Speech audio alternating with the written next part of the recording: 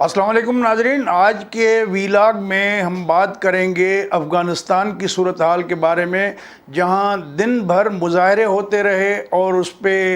ہوائی فائرنگ بھی طالبان کو کرنی پڑی اور لاٹھی چارج بھی کیا گیا خواتین کے اوپر، اور وہاں پر عجیب مناظر دیکھنے کو ملے، سوشل میڈیا پہ چلتے رہے، مین اسٹریم کی میڈیا سے یہ غائب تھے۔ پاکستان ایمبیسی کے باہر بھی کابل میں خواتین نے مظاہرہ کیا اور نعرے لگائے پاکستان کے خلاف، اور کہا کہ پاکستان کا افغانستان میں کچھ بھی نہ جائے، اور طالبان جو ہے وہ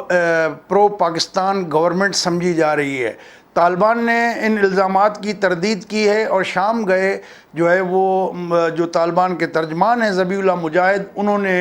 عبوری حکومت سازی کا اعلان بھی کر دیا، اور بہت بڑا اعلان ہے۔ زیادہ تر لوگ جو اس میں شامل ہیں وہ اقوام متحدہ کی طرف سے جو پابندی عائد کی گئی ہے اس لسٹ میں بھی ان کے نام ہیں، اور وزیر اعظم کے طور پہ انہوں نے نامزد کیا ہے ملا محمد حسن اخوند کو، جو ابھی تک جو ہے سین میں نہیں تھے۔ تو ایسا لگتا ہے کہ جو کیبنٹ کی ساخت ہے تو عبوری، اور اس میں ایکسٹینشن بھی ہوگی، اس میں جو ہے کوئی خاتون شامل نہیں ہے، حالانکہ ڈپٹی منسٹرز کا بھی اعلان کیا گیا ہے، لمبی لسٹ ہے، لیکن اس میں ایسا معلوم ہوتا ہے کہ انہوں نے جو پہلے خیال کیا جا رہا تھا کہ گلبدین حکمت یار ہیں، یا جو ہے وہ عبداللہ ہیں، حامد کرزئی ہیں، تو ان سے وسیل بنیاد حکومت کی جو بات ہو رہی تھی تو وہ بظاہر جو ہے نظر نہیں آ رہی۔ تو جو یہ لسٹ ہے اس میں تو کافی لمبی لسٹ ہے، لیکن میں چند نام آپ کے ساتھ شیئر کرتا ہوں کہ جو ملا محمد حسن اخوند وزیر اعظم نامزد ہوئے ہیں، ان کے لیے 2 ڈپٹی پرائم منسٹر بھی ہوں گے، جن میں ملا عبدالغنی برادر اور مولوی عبدالسلام حنفی شامل ہیں۔ یہ دونوں نائب وزیر اعظم ہوں گے،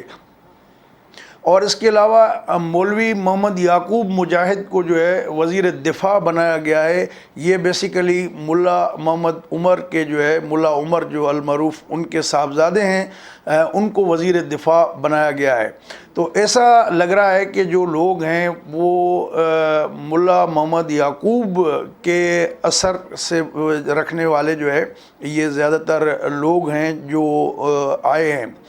اور اس میں جو ہے وہ سراج الدین حقانی، جو حقانی نیٹ ورک کے حوالے سے بڑے مشہور تھے، ان پہ بھی پابندی ہے، وہ ان کو جو ہے وزیر داخلہ بنایا گیا ہے،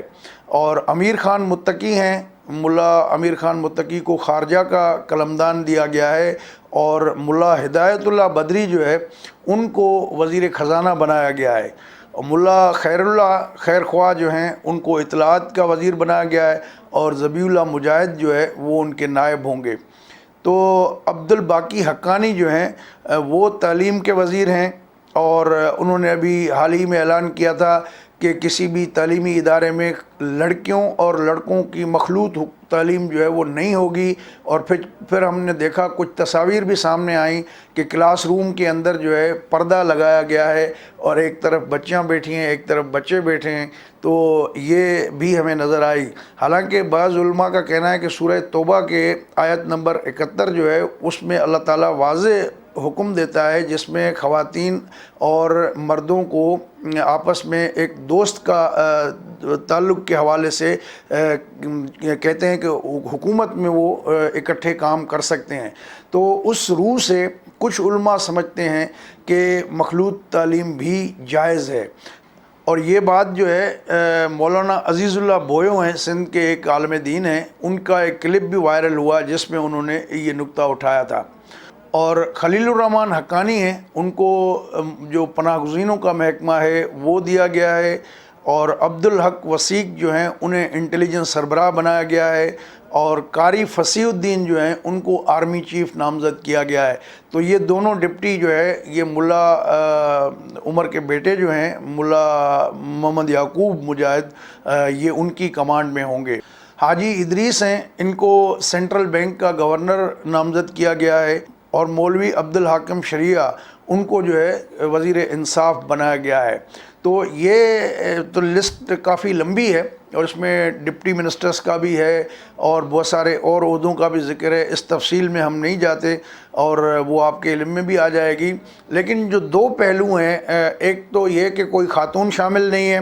اس پہ بی بی سی کے نمائندے نے ان سے پوچھا بھی سوال، تو انہوں نے کہا کہ ہماری یہ کیبنٹ جو ہے وہ عبوری ہے، عارضی ہے، اور مزید انہوں نے اس پہ تبصرہ کرنے سے گریز کیا. اور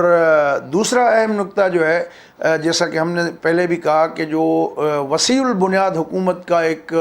بات ہو رہی تھی، اور رشیا کا یہ بیان بھی سامنے آیا کہ انہوں نے کہا تھا کہ اگر تمام طبقات اس میں شامل ہوں گے تو وہ جو ہے ان کو پھر تسلیم کیا جا سکتا ہے. انہوں نے ملک کا نام بھی تبدیل کیا ہے اور اسلامی امارات افغانستان جو ہے نیا نام تجویز کیا گیا ہے، رکھا گیا ہے. اور مزید جو ہے انہوں نے کہا ہے کہ ہم نے یہ انتظامات کیے ہیں تاکہ دنیا کے دیگر ممالک سے ہم بات چیت کر سکیں اور ملک کا نظم و نسق جو ہے وہ اس کو چلایا جا سکے. تو جو آج مظاہرے ہوئے اس پہ جو پرتشدد واقعات ہوئے، صحافیوں سے کیمرے چھینے گئے اور ان کو مارا پیٹا گیا، اور خواتین پہ بھی کچھ ویڈیوز وائرل ہیں جن میں ان کو ڈنڈے مارے جا رہے ہیں، اور کئی مظاہرین کو جو ہے تشدد بھی ہوا. تو ان کے حوالے سے طالبان نے کہا کہ صحافیوں کو احتیاط کرنا چاہیے، چونکہ ابھی ہم ایک لحاظ سے افراتفری کے عالم میں ہیں اور چیزیں جو ہے ابھی ڈسٹ سیٹل نہیں ہوئی، اور لہٰذا جو ہے لوگوں کو مظاہرے کرنے سے بھی گریز کرنا چاہیے اور صحافیوں کو بھی تھوڑا احتیاط کرنا چاہیے. تو یعنی کہ ایک لحاظ سے انہوں نے اپنا وہ جو آزادی اور احترام کرنا اور اس طرح کی جو باتیں کر رہے تھے، اب آہستہ آہستہ اس کی جو چیزیں ہیں وہ نظر آنا شروع ہو گئی ہیں کہ کس طرح جو ہے وہاں سختیاں شروع کی گئی ہیں. تو طالبان کی اس حکومت پہ اب دیکھنا یہ ہے کہ دنیا کا کون سا ملک پہلے ان کو تسلیم کرتا ہے، اور اسلامی ممالک سے بالخصوص OIC کے جو ممبر کنٹریز ہیں ان میں دیکھنا ہوگا کہ کون سے ممالک ہیں جو ان کو تسلیم کرتے ہیں. تو تب جا کے ایک راستہ آگے ایک سلسلہ بنے گا. لیکن اچھی بات یہ ہوئی ہے کہ UN نے اور جو انٹرنیشنل NGOز ہیں انہوں نے جو کہا ہے کہ ان کی کارروائیاں وہاں پر اپنی کام جاری رکھیں گے، اور انسانی ہمدردی کی بنیاد پہ طبی سہولیات کی فراہمی اور جو دیگر سہولیات ہے وہ ان کو دی جائیں گی. طالبان کی حکومت 15 اگست کو آئی تھی، اور یہ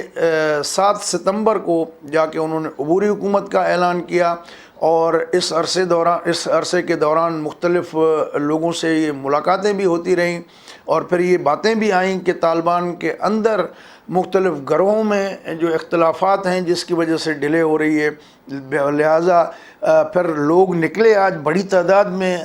ہزاروں کی تعداد میں کابل شہر کے اندر لوگوں نے احتجاج کیے، مظاہرہ کیا کہ پابندیوں والی سرکار نہیں چاہیے، اور پاکستان کی حمایت یافتہ سرکار کا الزام لگایا. لیکن ذبیح اللہ مجاہد نے جو پریس کانفرنس کی اس میں انہوں نے کہا کہ پاکستان سمیت ہم کسی کی بھی افغانستان کے داخلی معاملوں میں مداخلت برداشت نہیں کریں گے، اور ہم اپنا معاملات جو ہے وہ اسلامی